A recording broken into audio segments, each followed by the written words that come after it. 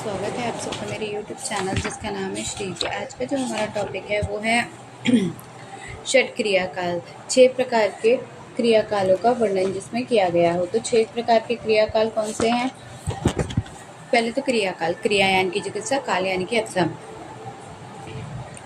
क्रिया काल शब्द 2 शब्दों से मिलाकर बना है। क्रिया अर्थात चिकित्सा, काल अर्थात समय। इस प्रकार क्रियाकाल का अर्थ हुआ चिकित्सा करने के समय, दोषों को ठीक करने का समय। Appropriate time period to take action और प्लान इम्प्लेंटेड ट्रीटमेंट। जो चिकित्सक दोषों के संशय, प्रकोप, प्रसर, संस्थान, संशय, व्यक्ति भेद अवस्थाओं को जानता है, वही सफल चिकित्सक है। आचार्य सुश्रुत ने व्याधि उत्पत्ति की संपूर्ण प्रक्रिया को 6 अवस्थाओं में विभक्त किया है और उन्हें क्रियाकाल की संज्ञा दी है। आचार्य चरक एवं आचार्य वांगभट ने व्याधि की उत्पत्ति में 3 क्रमिक अवस्थाओं का वर्णन किया है, क्षय, प्रकोप और प्रशम। इन्हीं अवस्थाओं के विस्तार से 6 भेद होते हैं जो क्रियाकाल कहते हैं। षट क्रियाकाल के ज्ञान से चिकित्सकों को निम्नांग होते हैं: किसी भी रोग का शीघ्र निदान करने में, किसी भी रोग का परिणाम जानने की दृष्टि में, रोग प्रक्रिया को पुनः स्वास्थ्य की ओर मोड़ने में, प्रतिषेधात्मक अर्थात चिकित्सात्मक उपायों का यथाचित प्रयोग की दृष्टि से, समय रूप में क्षय, उपचय, प्रसर, स्थान, संशय, व्यक्ति भेद। ये 6 अवस्थाएं रोग उत्पत्ति में संप्राप्ति के नाम से समझी जाती हैं और इन्हीं 6 अवस्थाओं की चिकित्सा क्रियाकाल कहते हैं। संचय अवस्था अपने स्थान में दोषों की वृद्धि की क्षय या संशय कहलाता है। यह रोग का प्रारंभिक अवस्था है। इस स्थिति में दोषों के स्थान बताए गए हैं, उन स्थानों में ही दोषों की वृद्धि होती है। अहितकर को विषय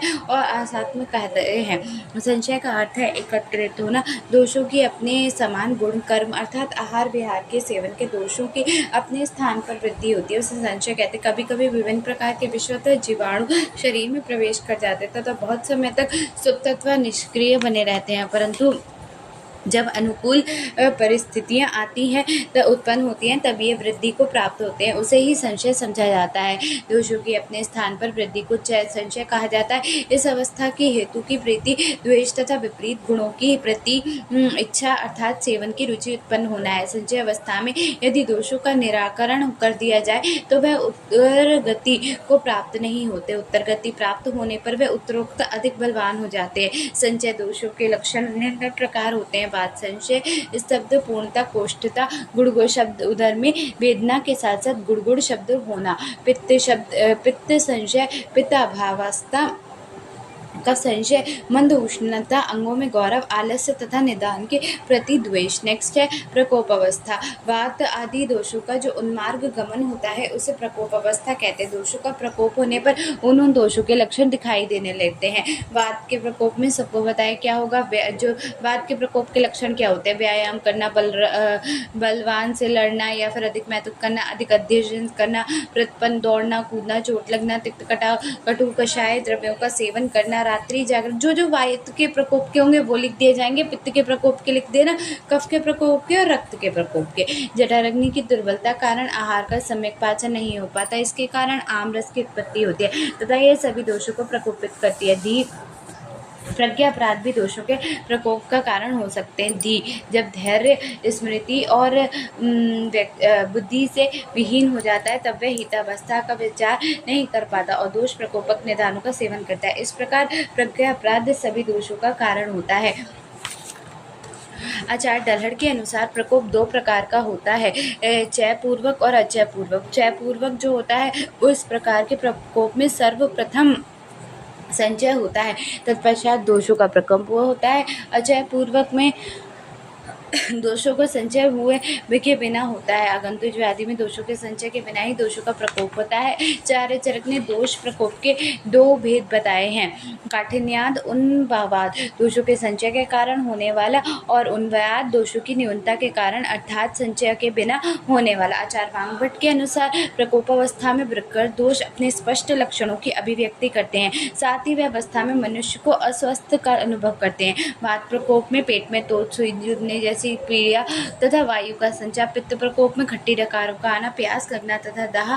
कफ प्रकोप में अन्वेष व क्लेश ये लक्षण उत्पन्न होते हैं। दोषों के प्रकोप यह समय चिकित्सा का दूसरा काल होता है। प्रसव अवस्था, प्रसव यानी कि फैलना, इस अवस्था में प्रकोपित दोष प्रसर कर सर्व शरीर अर्थात शरीरस्थ अंगों में विभिन्न रचनाओं में पहुँचते हैं। प्रकोपावस्था में यदि दोषों का प्रतिकार न किया जाए तो दोष प्रसर अवस्था में उस प्रकार पहुँच जाते हैं जैसे पात्र में संशोधनार्थ प्रसन्नार्थ अवस्था में उस प्रकार पहुँच जाते हैं जैसे पात्र में संशोधनार्थ रखे सुरा बीज पिष्ट एवं जल में कुछ समय बाद फेर्मेंटेशन होता है, वह आकार में बढ़कर अपने पात्र में बाहर निकलने लगता है। अचेतन होने पर भी गतिमान होने से वायु की दोषों के प्रसरण कारण है। जिस कारण प्रकार तालाब में जल वृद्धि होने पर बांध को तोड़कर दूसरे जल में साथ निकलकर जल भूमि पर फैलता है, उसी प्रकार अत्यंतिक कुपित दोष भी 1, 2 या 3 मिलकर संपूर्ण दो शरीर में आधे शरीर में या फिर एक अवयव में फैलते हैं, तब वह विकार की उत्पत्ति करते हैं। प्रसर भेद प्रसर 15 प्रकार का होता है। एक तो वही हो गया वात पित्त कफ और रक्त, ठीक है। उसके बाद 2 दोष हो गए, उसके बाद 3 दोष हो गए और फिर क्या हो गए 4 दोष हो गए। दोषों के प्रसर के लक्षण है प्रकोपित और प्रसरित दोष में विनारंगन तथा अटोप होना, ये वायु की प्रसरता है। उच्चोष परिदाह धुएं का सश्वास डकार आना, पित्त अरुचि, भोजन का पाचन न होना, लोगों में दर्द और अंगों में दर्द और वमन होना, ये कफ की प्रसरता है। यह चिकित्सा का तीसरा अवसर है। इसमें चिकित्सा न करने पर दोष स्थान संशय को प्राप्त करता है। इसे आधुनिक चिकित्सा में स्टेज ऑफ एक्सटेंसिव डिजीज कहा जाता है। नेक्स्ट है आपका स्थान संशय। आचार्य चक्रपाणी ने स्थान संशय को परिभाषित करते हुए कहा है, जहाँ दोष और दोष का संशय होता है वह स्थान संशय कहलाता है। प्रसारित दोष विभिन्न मार्गों में भ्रमण करते हुए स्रोतस की विगुणता के कारण किसी स्थान पर रुक जाते हैं तथा वहाँ पर उपस्थित दूष्य के साथ मिलकर विकार को उत्पन्न करते हैं। दोष और दोषों का यह मिलना दोष समूर्छन कहा जाता है। आचार्य डल्लर ने अपनी टीका में स्पष्ट किया है कि अवस्था में स्रोतो वैगुण के कारण दोषों का जिस स्थान पर अवस्था हो जाता है वहीं पर रोग की उत्पत्ति होती है। दोष दूर समूर्छन इस अवस्था का मुख्य लक्षण है। चक्रपाणी के अनुसार पूर्व रूप स्थान संशय का लक्षण है। इस अवस्था में प्रकोपित दोष शरीर के अन्य भागों में जाकर एक स्थान पर अवस्थित होकर वहीं से उन भागों में विशिष्ट रोगों को उत्पन्न करता है तथा भावी व्याधि का ज्ञान कराने से लक्षणों को उत्पन्न करता है, उन्हें पूर्व रूप कहा जाता है। इस प्रकार दोष दूष समूर्छन अर्थात स्थान संशय शरीर के जिस भागों में होता है उसी के अनुरूप रोग उत्पन्न करता है। उधर में गुल्म, विद्रदी, उदर रोग, अग्निमान, आत्मा, विसूचिका, अतिसार, बस्ती प्रदेश में प्रमेह, अश्मरी, मूत्रघात, अन्य मूत्र क्षण में वृद्धि होना, मिद्र में निरूपकाश, उपदंश और शोक होना, गुदा में बगंध रस, जत्रु में ऊर्ध्व जत्रुगत, त्वचा मांस, रक्त में क्षुद्र, कुष्ठ, विसर्प और वेद में ग्रंथि, गंडमाल, अवुर्ध, गलमुकंड, अस्थि में विद्रदी, अनुशयी, पाद में श्लीपद, वात रक्त, वात कंटक, सर्वांग वात व्याधि, मेद रोग, पांडु रोग, आशोष आदि। व्यक्तावस्था व्याधि का प्रवक्त रूप को व्यक्तावस्था होती है। व्याधि का स्पष्ट रूप से व्यक्त हो जाना ही अभिव्यक्ति है। इस व्याधि में दर्शन अवस्था पूर्वावस्था में भी यदि चिकित्सा न हो तो रोगों के समस्त लक्षण पूर्णावस्था व्यक्त हो जाते हैं। इस व्यक्त अवस्था भी कहते हैं। व्यक्तावस्था व्याधि की वह व्यवस्था है जिसमें दोषु संचय के फलस्वरूप व्याधि के लक्षण या चिन्ह प्रकट हो जाते हैं। जब इसके अंतर्गत रोग उत्पत्ति तथा शोक, ग्रंथि, सर्प प्रभृति तथा ज्वर, अतिसार आदि रोगों के लक्षण का व्यक्त हो जाना रोग है। इस स्थिति में चिकित्सा करना पंचम क्रियाकाल कहलाता है। लक्षणों को स्पष्ट हो जाने से रोग किसी विशिष्ट नाम से संबोधित है। संताप होने पर ज्वर, गुदा मार्ग में अतिद्रव्य सरण होने पर अतिसार, नेत्र एवं त्वचा पीला होने पर लक्षणों के प्रकट हो जाने से रोग किसी विशेष नाम से संबोधित होता है। संताप होने पर ज्वर, गुदा रोग में अतिद्रव्य सरण होने पर अतिसार, नेत्र एवं त्वचा में पीला होने पर कामला।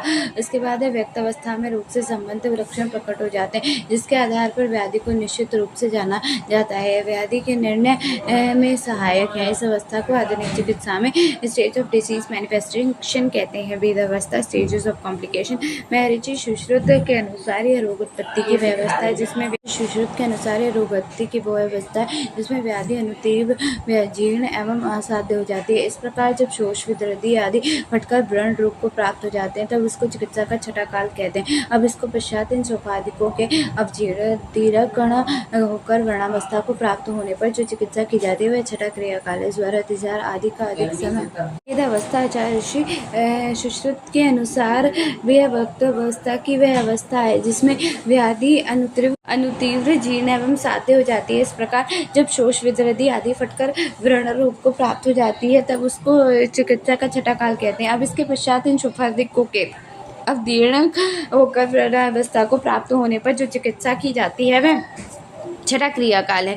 ज्वर, अतिसार आदि का अधिक समय तक अनुबंध बना रहना भी छठा क्रियाकाल है। ये भेदन अवस्था है। इस अवस्था में चिकित्सा नहीं करने से रोग असाध्य हो जाते हैं। इस अवस्था में संप्राप्ति के भेदों के अनुसार रोगों की जाति स्पष्ट की भेद होती है। यथा उक्त रोग में किसी दोष में प्रधानता है, उस पर वातिक, पैतिक, श्लेष्मिक आदि भेद प्रकट हो जाते हैं। इसके अलावा इस अवस्था में रोग की असाध्यता, याप्ता का ज्ञान भी संभव है।